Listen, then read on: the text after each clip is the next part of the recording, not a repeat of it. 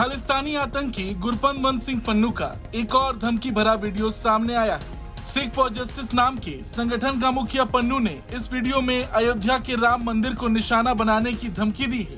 उसने दावा किया है कि 16 और 17 नवंबर को अयोध्या पर हमला होगा। इस वीडियो में पन्नू ने कहा है, हम हिंसक हिंदुत्व विचारधारा के जन्म स्थान अयोध्या की नींव हिला देंगे। वीडियो में भारत के प्रधानमंत्री नरेंद्र मोदी की तस्वीरें दिखाई गई हैं, जो राम मंदिर के उद्घाटन के समय की हैं। इसके अलावा कई हिंदू मंदिरों की तस्वीरें भी वीडियो में शामिल हैं। बताया जा रहा कि ये वीडियो कनाडा के ब्रैम्पटन में रिकॉर्ड किया गया है।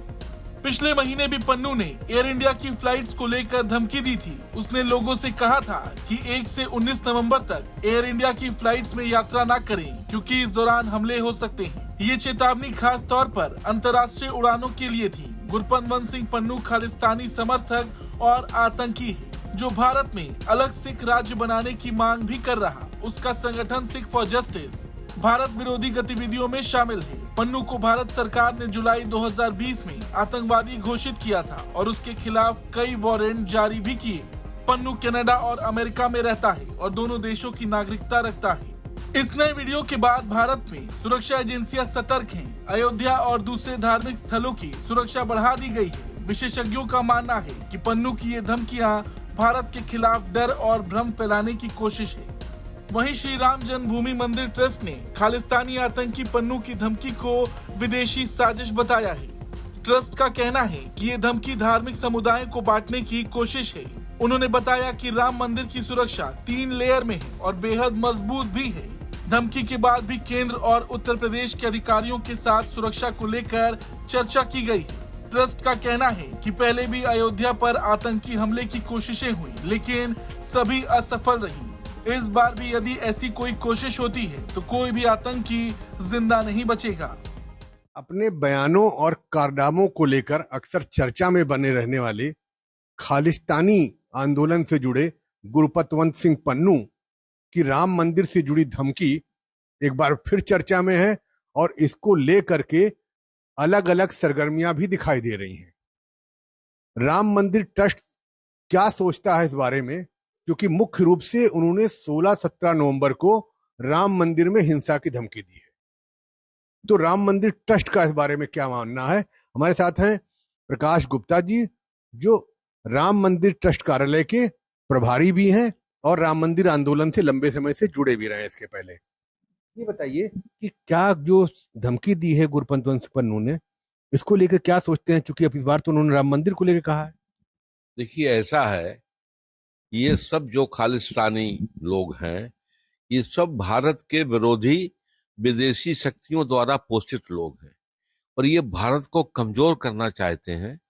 जब से मोदी जी प्रधानमंत्री बने हैं और उन्होंने देश के बारे में सोचना शुरू किया, तो ये शक्तियां जो भारत को संपन्न राष्ट्र नहीं बनना देखना चाहती हैं, ये सब इन आतंकवादियों को बढ़ावा दे रही हैं और ये इस तरीके की बराबर धमकी देते हैं। अभी इन्होंने कनाडा में सिखों ने इस्कॉन मंदिर पर आक्रमण कराया। इसके पहले अमेरिका में स्वामीनारायण मंदिर के ऊपर आक्रमण कराया। इन्होंने इसके साथ ही साथ अभी एयरलाइंस के हवाई जहाजों को उड़ाने की धमकी दी। अब इन्होंने राम मंदिर को में जो है वो हिंसा करने की एक धमकी दे रखी है। ये देश में आपस में लड़ाना चाहते हैं, देश को कमजोर करना चाहते हैं और ये जो भारत विरोधी राष्ट्रीय शक्तियां, अंतर्राष्ट्रीय शक्तियां हैं, उन सबके ये हिस्सेदार हैं और ये सब लोग उन्हीं के लिए काम कर रहे हैं।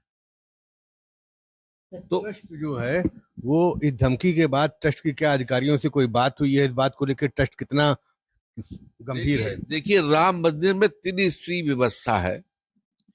आप अगर राम मंदिर में अब मोबाइल भी बंद हो गया, एक इलेक्ट्रॉनिक डिवाइस नहीं जाती है, त्रिस्तरीय व्यवस्था है।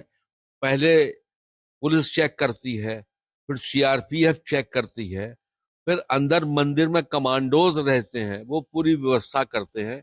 पूरी सिक्योरिटी लगी हुई है। हमारी अपनी सिक्योरिटी काम करती है, सरकारी सिक्योरिटियां काम करती हैं और उसके लिए अलग से उत्तर प्रदेश सरकार ने एसएसएफ बना रखी है, वो काम करती है। कमांडोज हमारे यहाँ रहते हैं। इतनी व्यवस्था है कि हमारे यहाँ तो कोई भी व्यक्ति अगर घुसने का भी प्रयास करेगा तो वो जीवित नहीं लौटेगा। और इतनी अच्छी व्यवस्था करने के साथ साथ पूरा राम मंदिर कैंपस में 500 आदमी जो है एक शिफ्ट में सिक्योरिटी के लोग रहते हैं। चारों तरफ से बिल्कुल सिक्योरिटी बनी हुई है, बैरियर्स लगे हुए हैं, कोई पार नहीं कर सकता है। और जब ये धमकी आई है तो निश्चित विशेष रूप से प्रशासन के लोग और ट्रस्ट के लोग सुरक्षा करने की व्यवस्था और भी जिम्मेदारी से करेंगे। और बिल्कुल ऐसी व्यवस्था, फूल प्रूफ व्यवस्था हमारी है, कभी कोई भी आतंकवादी, और राम की भी ऐसी कृपा है कि आज तक जो भी आतंकवादी हमले हुए सब आतंकवादी मारे गए और वो भगवान तक कोई पहुंच ही नहीं पाया। उनकी भी इतनी बड़ी अपार शक्ति यहाँ पर काम करती है जिसको हम लोग मानते हैं और प्रत्यक्ष में देखते भी हैं। हनुमान जी जो है अयोध्या की रक्षा करते हैं। और पिछली बार आतंकवादी घटनाएं हुई तो बड़े बड़े बम थे, वो सब खत्म हो गए। मंदिरों ने उन बम्बों को तहस नहस कर दिया। तो प्रभु की कृपा है, हनुमान जी देख रेख करते हैं।